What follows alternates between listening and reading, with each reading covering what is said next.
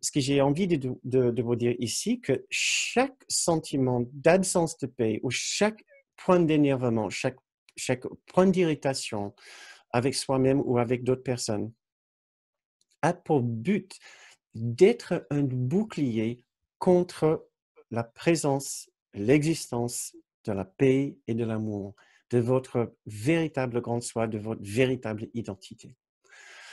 Notre énervement et notre souffrance n'a pas un autre but mais que de garder notre esprit bien dans les limitations du petit soi. Il y a un tas de choses que j'ai envie de dire par rapport à la souffrance, mais je vais laisser ça pour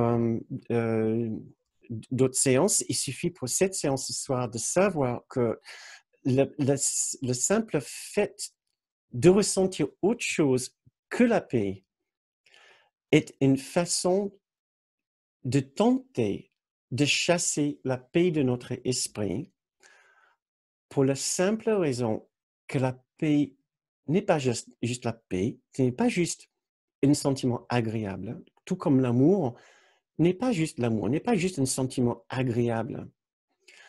L'amour et la paix sont la fin de notre particularité, puisque dans le souvenir du véritable amour, de la véritable paix, la particularité est complètement diminuée. Et la particularité, en l'occurrence, ici, dans ces exemples, c'est notre expérience personnelle de telle ou telle situation. Quand je suis face à une situation qui m'énerve, je poursuis l'énervement justement pour avoir une expérience personnelle qui est vraiment à moi, que je puisse dire, voilà, je m'énerve, je suis embêté, je suis dans une colère après moi-même, colère après d'autres personnes, j'ai peur moi-même. Et le point de focus, le point de mire de tous ces sentiments, le point de concentration ou le héros, comme on dit, comme on lit aussi dans le cours, l'héros du rêve, l'héros de tous ces drames, c'est moi. C'est la personne que je pense être. C'est mon psyché personnel qui est impliqué dans cette situation et c'est moi qui souffre dans cette situation.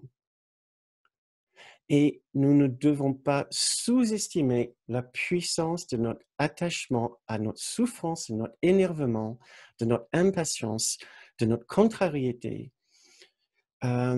pour défendre et pour renforcer et pour garder notre esprit dans l'optique du petit soi, l'optique de notre particularité, qui veut dire moi, moi et moi, regarde-moi, mon expérience à moi. Et même si nous nous souvenons une microseconde de la présence de la paix, l'amour, la tranquillité, la raison pour laquelle ça reste justement sur la périphérie de notre conscience et n'arrive pas à entrer dans notre psyché pour transformer notre expérience, puisque nous savons tous, depuis le temps que nous étudions ce cours ou une autre voie spirituelle, que nous pouvons avoir une autre expérience de notre situation d'énervement. Nous pouvons avoir une autre... il existe une autre façon de le traverser. Nous ne le choisissons pas pour continuer à défendre notre expérience personnelle. C'est ce que j'ai envie de vous demander de faire maintenant.